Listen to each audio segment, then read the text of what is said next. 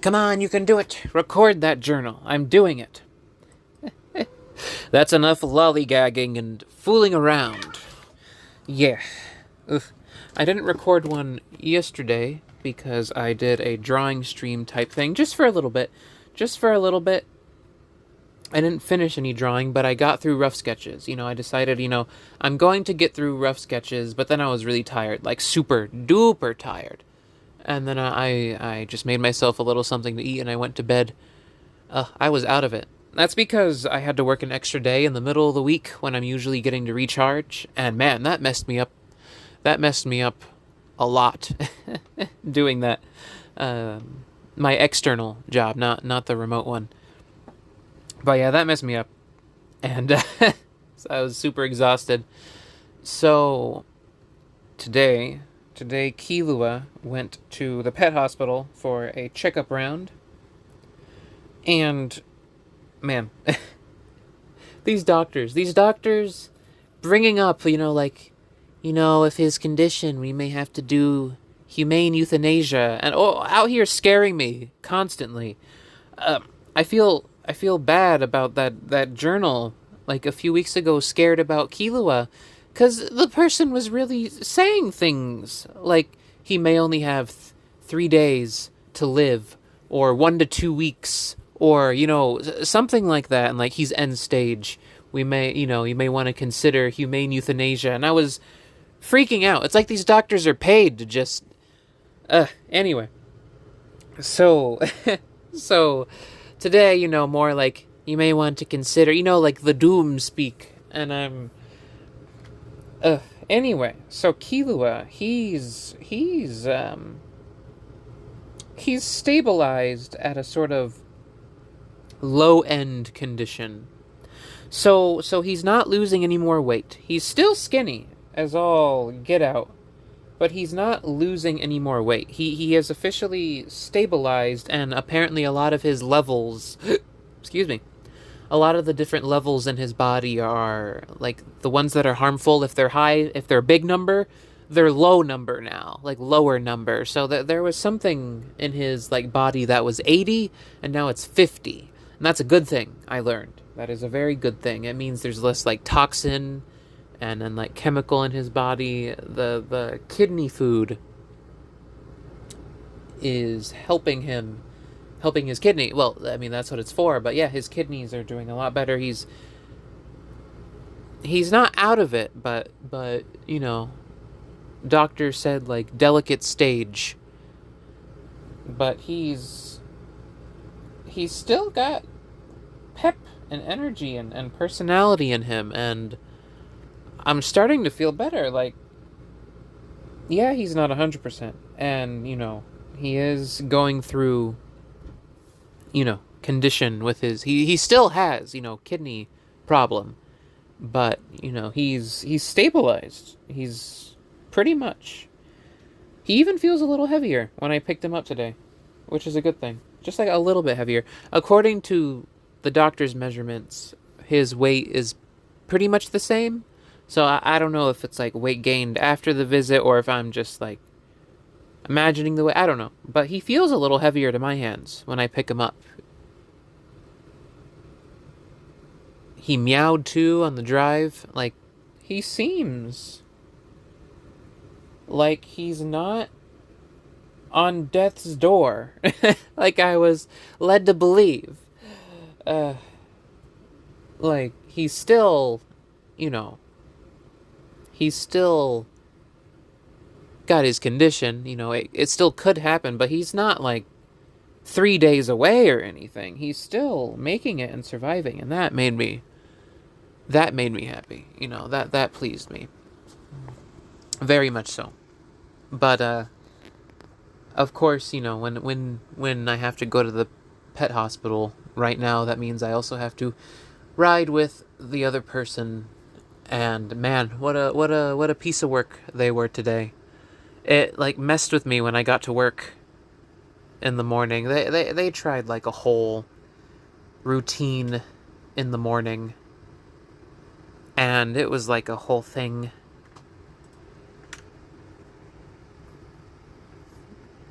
They really don't like it. when I'm more... They really don't like being treated neutrally. And then when I was leaving the car, I started baby speaking to Kilua, because he's my little child. I was like, oh, don't worry, I'll be back. And the other person said, why don't you, like, see, you can talk to him that way. Why don't you talk to me? And I was just like, oh my gosh. Oh my gosh. You're that conceited. You just want to be spoken to like a literal infant, like a baby. That is what you want. So you can feel good. Anyway. So. Yeah. That aside. I didn't say that out loud, but it just amused me. Like, you literally want someone to talk to you like you're a little baby with like a lollipop, that kind of thing. Just so you can get some cheap like ego boost type thing, so people can tell you you're doing a good job and all. It's like, what? But I wasn't that confused for very long, because it was like, yeah, that makes sense. That tracks with how this person is. Yes, they really would do anything just to get like a cheap dose of ego boost, or sense of validation, just wherever they can get it, just wherever they can source it from. Yeah.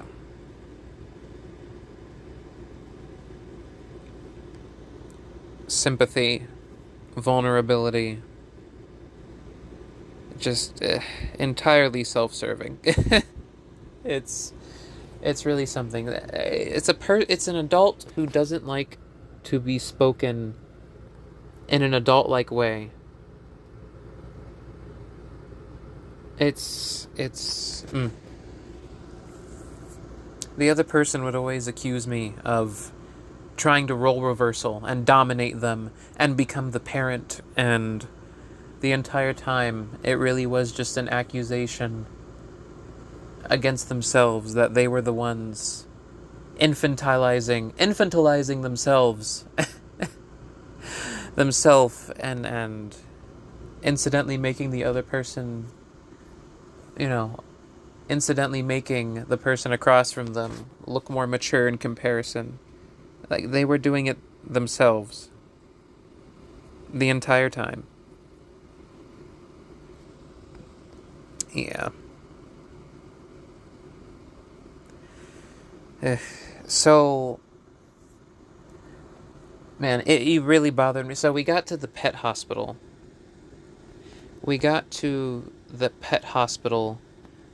And yeah, fragile ego type things. Anyway, whatever. I'm trying to think about stuff but I'm gonna move on. So we were at the pet hospital. We were at the front desk, and the other person walks up. The other person walks up, and I wrote it down. And she's talking. The other person is talking to the front desk lady. And the other person is all like, oh, poor Kilua. And the other person, the person behind the desk is like, oh yeah? And the other person goes like, oh yeah, his days are numbered.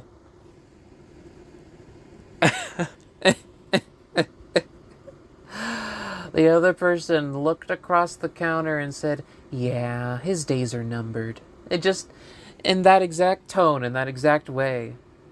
Yeah, oh yeah, poor Kilua. Yeah, his days are numbered. That, said it just like that. Said it with less concern than the long monologue that the other person then went on about their nail polish cracking. Immediately after that was done, 30 seconds later, just the other person went on a really long tangent about their nail polish and how it keeps cracking.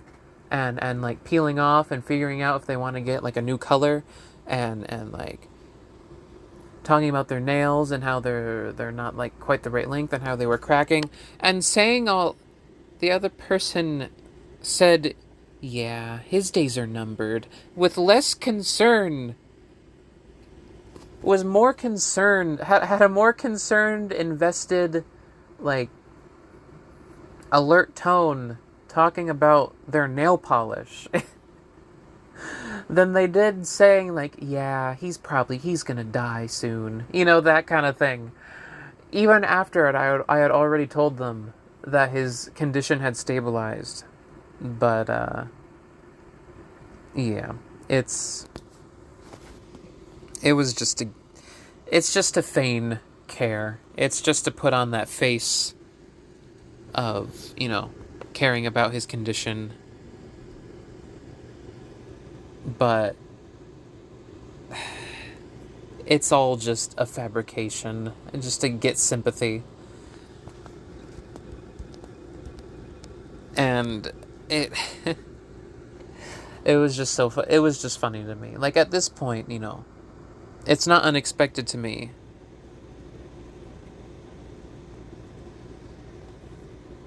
But the lengths that the person will go through, yeah, for attention, admiration, and validation,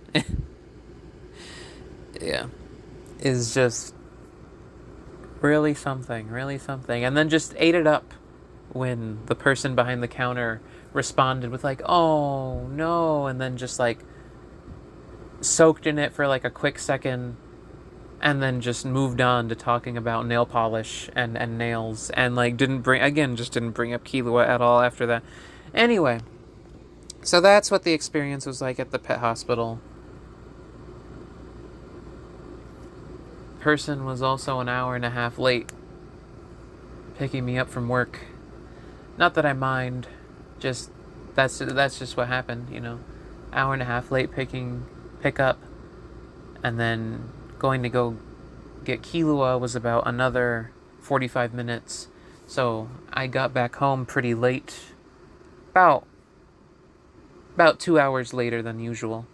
So, but I don't feel like I need a nap this time, or any kind of rest or anything like that at the moment.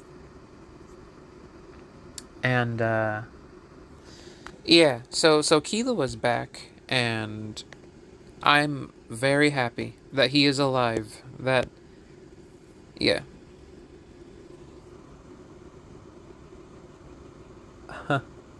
But today's day at work was really interesting. I want to talk about a specific interaction I had. A specific interaction. So, I guess if you know what kind of work it is, just based on the clues, the context clues. But, so, I was sitting at the front, and then this, woman who looked to be about like late 30s, mid 30s, late 30s. She comes in with these two younger girls. And I don't see the two younger girls. So I just see the woman who looks like she's in her mid to late 30s. And she comes in, and I'm like, "How many?" And she's like, "2." And then I come back, and it's these two other people who come in. The two younger girls, they look about like teenage age, like late teens. So they come in, and I'm like, "Huh?" And then I look at the woman, and she's like all smiling and happy, and then I walk to her, and she tells me all of a sudden, like, "Oh, actually, I was setting up something for them. Like, I'm gonna go wait in the car, and I'm gonna wait in the wings just in case. I'm gonna be here just in case, watching over. But I want those two to have a really good date." And that surprised me all of a sudden, hearing that. It was a very pleasant feeling. I had never experienced that before. That was really, like, the look on her face. She was so, I'm guessing she was one of their mothers. And she was so excited and happy, like giddy almost. And she was like, okay, I'm gonna. She was explaining to me like, okay, I'm gonna go wait in the car, just as support if they need me or anything like that. I'll be out there. Just if they need me for anything. In the wings, just and she was telling the truth. She really did go out and wait. And she said like, yeah, she said she wanted these two girls to have a really good date. I'm trying to remember the exact wording that she used. It was like engaging date, best date possible. It was something like that. She said something where like explicitly used the word date and something about how like she wanted it to be a very good date or like the best date possible or set up the conditions for it. Not, she didn't say that, but something more casual to the effect of like she wanted to make sure that it had the right conditions to be a really good date. Now, like date, I don't know the context. I don't know them. I don't know if it was a romantic thing. I don't know if it was like a friend thing, because I've seen others who say like they're on a date, and it's just like friends, two coworkers. They just use the word date casually. Some circles they'll use the word date for exclusively for romantic or those kinds of things, or they'll use the word date just for like any encounter where you just have two people getting together. I've experienced both, but regardless of the option, I was just really amazed about this parent who was excited about, and I think she did say it was her daughter. I think she did say. And I was amazed by this parent who was excited about her daughter having this like rendezvous with the other person. And that threw me off because I've never, if you've heard these journals, I've never experienced that. I've never, something about, and then her waiting outside as a wingman, just in case anything happened. Like, but also her, I don't know. I've never seen something like that before. Just like a supportive parent who's excited about her child's relationship and almost like giddy and smiling, and just like you can see happiness in both her and her daughter's faces, and also the person that her daughter like came with. And I've never, it was so strange to me, but I wrote it down like on my little desk thing so I wouldn't forget it. But that amazed me. Just the idea of this mother coming in and helping her daughter with a date, whatever context the word date is in, with this other girl. And then they go and they sit down, and then she's like, okay, I'm gonna go wait outside, just in case they need me. I'm gonna go, just if they need me, keep an eye out. Wait just in case. Keeping an ear out. I think that was the phrase she used for that part, like keeping an ear out.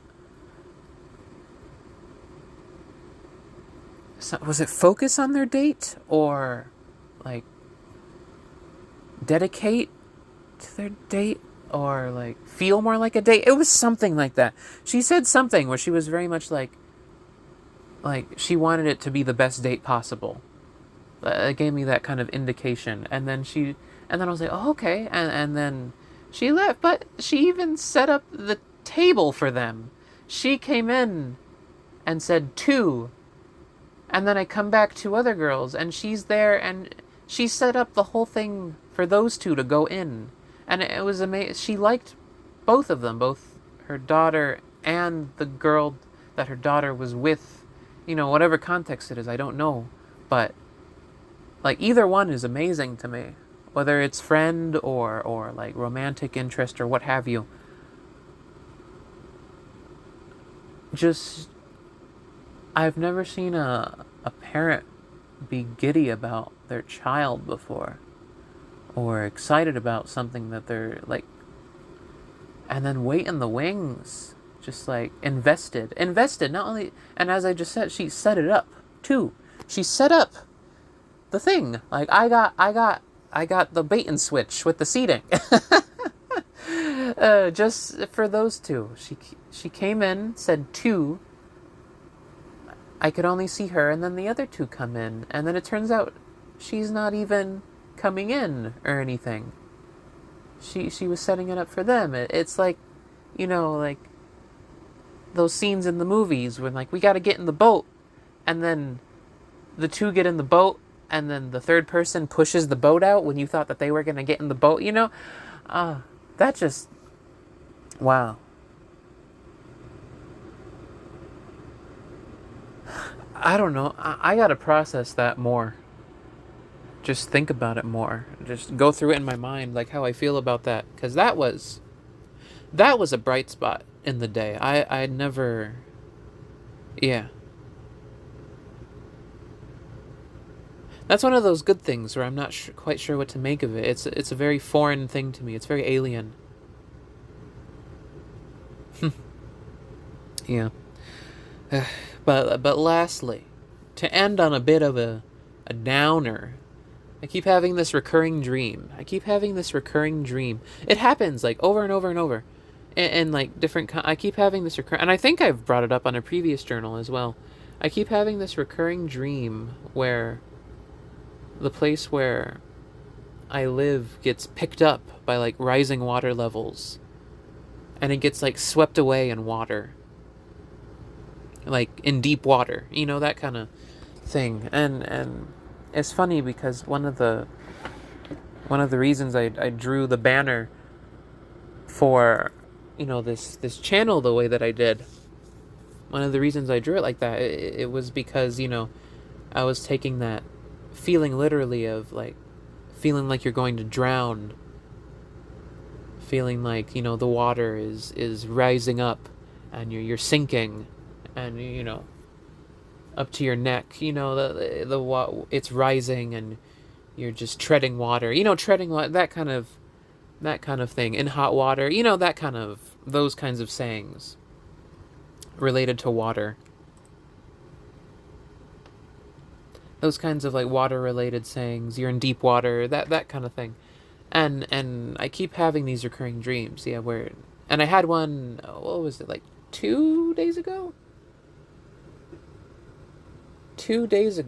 where the place where I live gets like swept up in water and like overwhelmed. Like my whole situation gets, and I keep getting scared that the kittens are gonna drown and that we're all gonna drown, and then like the water just shoots. The last time it was that the place got swept up in water, fell down like a cliff into a river, got swept away, but then got spat out on the same spot. But it was like damaged, but the kittens were alive. And this time, they got swept away in like a flood, like a rising river. Rather than falling into water, the water rose up, swept it away, and then it got like deposited onto a road where like the cars all stopped before they hit it. And like the other person was there, but in all the dreams, the other person is there as a sort of antagonistic figure, and the house gets swept up with the kittens inside, while I'm outside. Well, sometimes I'll like POV shift. I'll be in the house, point of view shift. I'll be in the house, outside the house. But in all of them, like the house gets swept up with the kittens inside, and I'm terrified that they're going to die or drown. And then at the end, thankfully, they manage to survive the ordeal and make it out alive, which is always like, it always just like relieves me at the end. It keeps it from being a nightmare, but it's not a great dream either way. Yeah. So that happens, and yeah, it gets deposited onto a road where like the flood kind of dissipates. The other person almost runs into it with their car, but manages to slam the brakes are slammed, and so it doesn't get hit. And I, it's a recurring dream in the sense of the elements of it. You know, water sweeping away the place, drowning, fear of the kittens dying, the house getting sort of spat out of the flood in another place. Yeah. I'm not sure what that's all about, but yeah, I'm gonna keep thinking on it. Yeah. So I think I'll end the journal here for today. There are some things, other things I would like to talk about, but I'll probably talk about them tomorrow. I'm not withholding specifically so I can make another journal out of it. It's just that I would like to learn more about the specific thing I want to talk about before I talk about it, you know? Yeah. Oh, yeah. I should mention that oh, yeah. Yeah. Okay, I got two more things to talk about. One is I should mention is that my drawing stream this time was to try and draw a short comic. So I paneled it out, just like storyboard type thing. Thumbnails. I did thumbnails for the comic and for the short comic that I want to draw. And so I did that. Yeah. And I got more set up in Twitter. I don't know if I mentioned this in a previous journal or if I just or not. So I'll just say it again. But there are these things on Twitter that I'll try to engage in where it's like, share your art, and I'll do that to try and drum up some engagement. And I'm always somehow it's never fresh when I get there. The person who posted to like share your art, it's always like I'm always like 9 hours late, 3 hours, basically past the time when people are actually going to be engaging with it. Because you kind of want to be there during the time when people are also posting their responses, so they'll be looking through. I always get there after the last person posted like 3 hours ago. And then I put mine, and then it's like, and then it's like, well, it's not going to get anything. People have, this is basically expired. This is expired food now. Its shelf life is done. So, that's irritating. But so I gotta find something else. I gotta think of something else, or just catch those earlier, if I can. Yeah. So that's it. There we go. Got to end on something more casual. So I'm just gonna end here, cook myself something to eat, and build up momentum towards recording part 2 of showing old art. Figure out how to just set up my phone to record a TV screen, and like the position to put it in, and work on remote stuff, and then the fun things in between that. So yeah, that's it for today.